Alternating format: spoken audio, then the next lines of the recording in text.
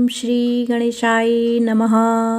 नमस्कार दोस्तों, आपका हमारे YouTube चैनल धार्मिक कथाएं और कहानियां में स्वागत है। आज मैं आपको बुधवार व्रत की संपूर्ण व्रत कथा सुनाऊंगी। अगर आपको यह कथा अच्छी लगी तो आप वीडियो को लाइक, सब्सक्राइब और शेयर ज़रूर कीजिएगा। आइए सुनते हैं बुधवार व्रत की कथा। प्राचीन काल की बात है। किसी ग्राम में एक साहूकार अपनी पत्नी के साथ रहता था।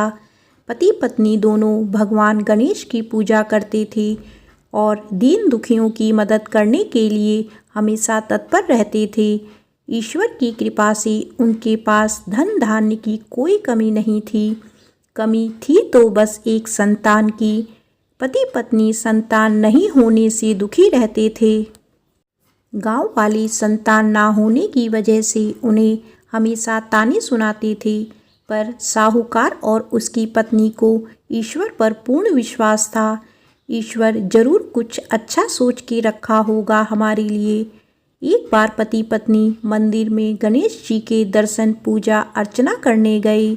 जब वह पूजा करके बाहर आए तो उन्होंने देखा कि एक बालक मंदिर की सीढ़ियों पर बैठा रो रहा था। उसके पास किसी को ना देखकर पति पत्नी दोनों बालक के पास गए। बालक को शांत कराया और उसके माता पिता को ढूंढने लगी।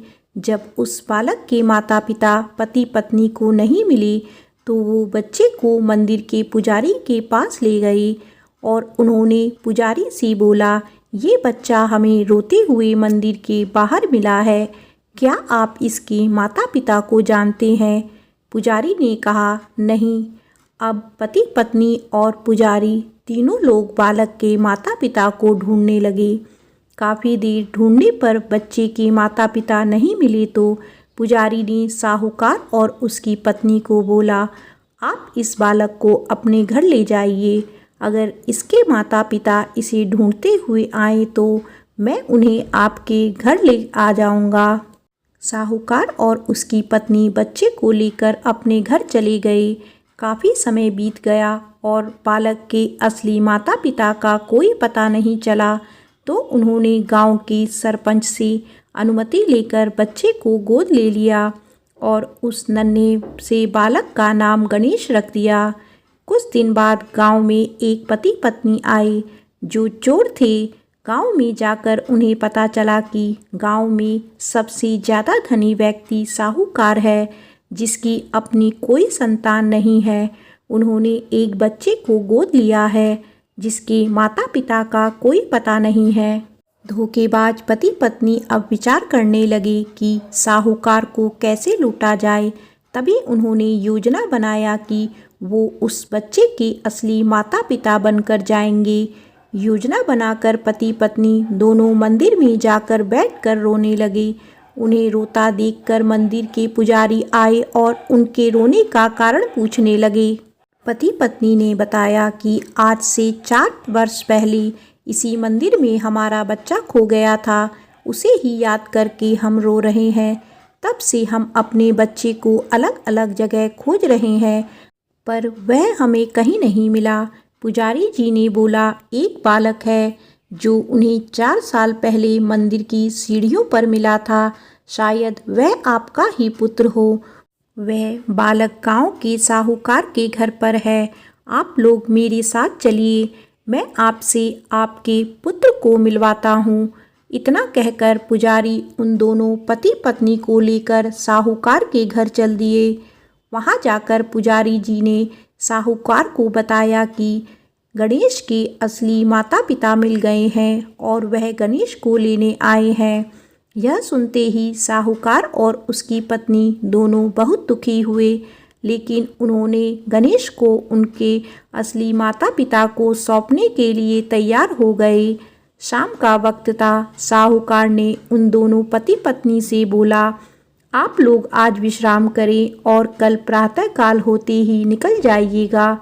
यह सुनते ही पति पत्नी दोनों खुश हो गए, क्योंकि उन्हें चोरी करने का मौका मिल गया था।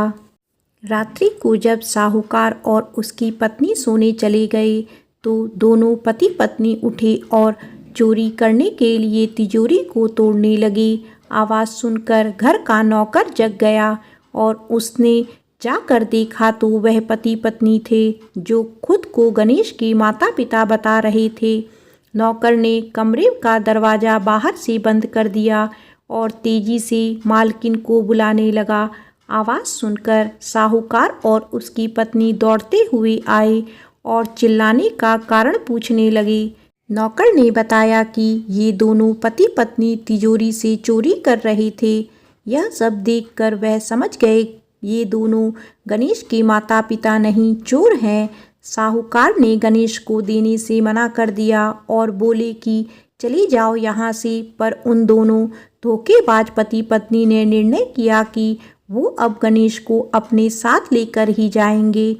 पति पत्नी दोनों गांव के सरपंच के पास गए और बोली, साहूकार उनके पुत्र को वापस नहीं कर रहा है। सरपंच ने साहूकार और उसकी पत्नी को गणेश को साथ लेकर सरपंच के सामने प्रस्तुत होने की सूचना भेजी। साहूकार अपनी पत्नी और गणेश को लेकर आए।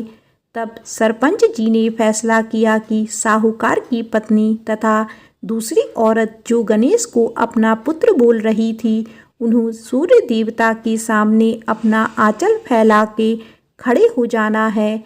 जिसके भी आंचल से गणेश के मुंह से दूध जाएगा, गणेश उनका ही पुत्र कहलाएगा। दोनों औरतें अपना आंचल सूर्य देवता के सामने फैला के खड़ी हो गई और प्रार्थना करने लगी। भगवान गणेश जी के आशीर्वाद से साहूकार की पत्नी के आंचल से दूध की धारा गणेश के मुंह में आ गई। यह देखकर साहूकार और उसकी पत्नी बहुत खुश हुए और सरपंच ने गणेश को साहूकार को सौंप दिया। वहाँ खड़े सभी लोग गणेश जी की जय जयकार करने लगे। प्रेम से बोलो श्री गणेश भगवान की जय।